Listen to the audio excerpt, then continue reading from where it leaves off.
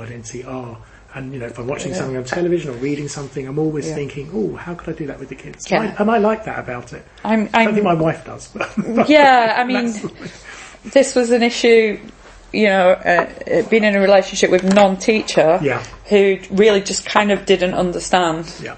And just thought I did just turn up and do my job. And it's like very much I really don't do that. Yeah. So that was always quite tricky. So that's much easier now. Right. Yes.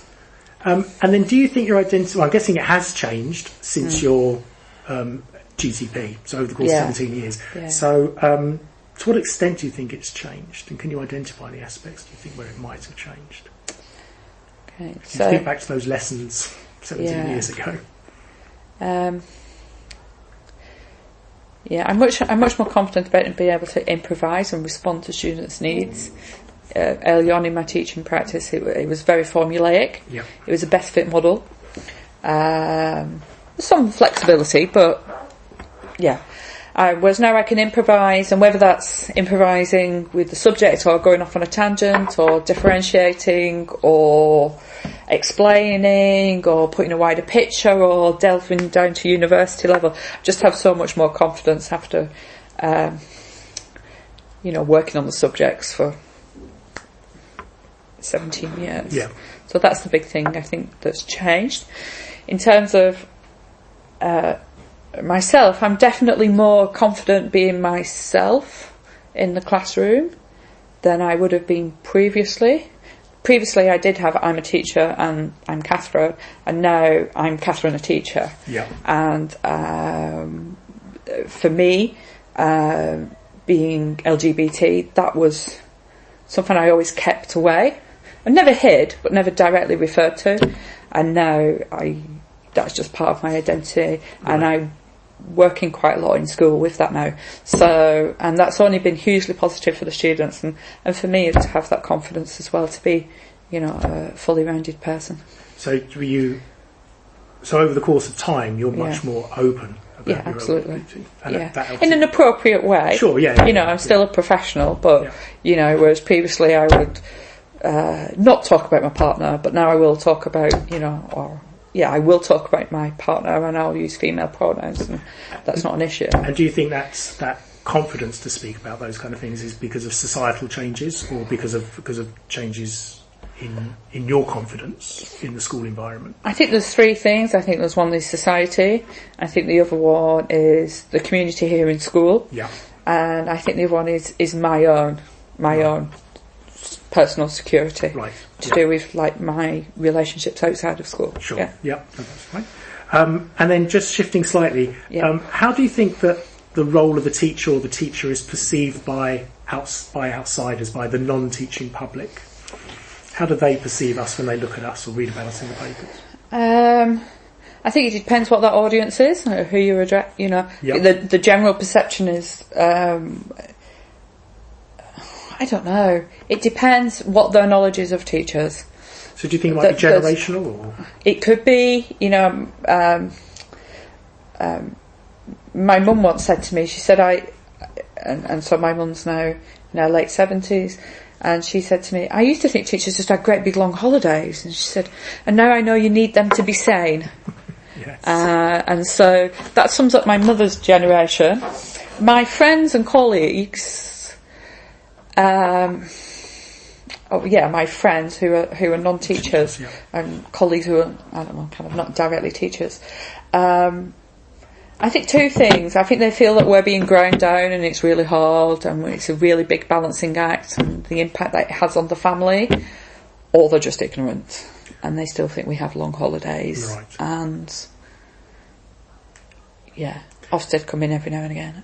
And that's the and you won't know the answer to this, but where do you think that they may get that perception from, of that negative perception of teachers? I think it's either their own experience, the society around them, or the media, and how we're defining media is changing, and then therefore perceptions are changing.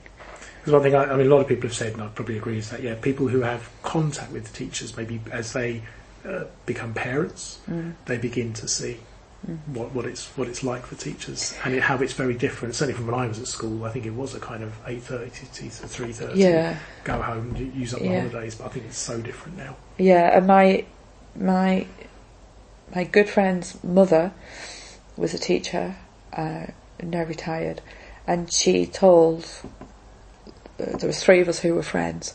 Don't ever become a teacher. Whatever you do, don't become a teacher. And 2 of us are teachers. Really? Yeah, and the other one was a social worker. Yeah. Oh, right. Yeah. Yeah. So yeah, it didn't help. And do you think there's still an element of that now, where I think I'll use a phrase that another colleague said during one of these interviews. She said that the teaching profession eats its young. Was her exact phrase. She said that we just burn them out and then they come in from their PGCE and all they talk about. But no one comes into teaching to get an Ofsted grade 1 or to get 11 A stars for a child. Yeah. They come in because they want to motivate. They like all the usual things we know about. And she said on the PGCE they really kind of support that kind of mentality about. They're very optimistic. They come in very optimistic, and then in a couple of years, whether it's this school or other schools, I'm not sure, but they come in after a couple of years, all they hear is negativity about marking and I need to do this and I need to do that. And do you think there's an element of that? I think so, but I think part of it's also your journey as a teacher. So, you see a lot of that as if you're like a main scale teacher and you're on full timetable, and it's quite tough. You're going round and round and round, and you're just constantly marking, constantly feeding back, assessing, revising, writing reports, doing parents' evening. But as I've become a middle manager, I've seen the bigger picture. I have more opportunity to see the bigger picture and to feed into that bigger picture. And yes, a lot of it is still about designing assessments and feedback from assessments, but being able to do that with a mind of the bigger picture, so that you're not doing it because it's pointless, you're doing it because it serves a purpose, not for reporting, that's a side reaction, but for the students to identify their strengths and then build on their weaknesses. And if I take that approach to it, of all of the admin that I do to facilitate it, then I do see the bigger picture. And you can maintain the positivity. Yeah. Right. It's easier at this time of the year. Yes, rather than January. So last year in March it might have been different. And then how do you think the teaching profession views itself in terms of its role? I don't know. I think again it's all about your aspect of which point of view you're coming at. You see it's a constant cycle of breathing and responding to Ofsted, or you can rise above that and look at the holistic child and giving people life opportunities, or you can see yourself, being responsive to parents with low expectations or parents with high expectations. Depends which position you're looking at, I suppose. So context can actually be quite important on that. Yeah, as you've got this in your triangle. And then just moving on to policy. So do you follow government policy at all? Not necessarily looking at the government website. It could just be you see some on the news or as pick up. Yeah, I mean I follow quite a lot. I use Twitter for a lot of professional life, as it would be, to follow. Whether it's, various SLT or chemistry teaching or science teaching or just pedagogy or education. Do you find a lot of that from there? Do you find that inspires you in ways, you get a good idea and you think, actually, I want to do that. Do you think it keeps you motivated using something like Twitter and following, especially say for chemistry teaching?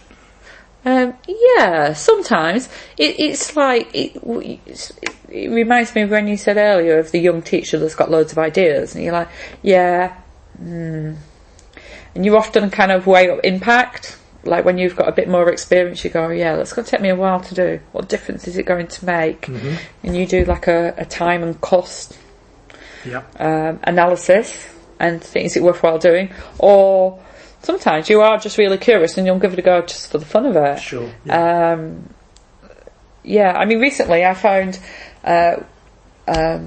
when Hazel retired, she left behind a suitcase of metal from the 1970s from British Steel, and it had different metal samples, and I tripped over it so many times, and I set myself in an hour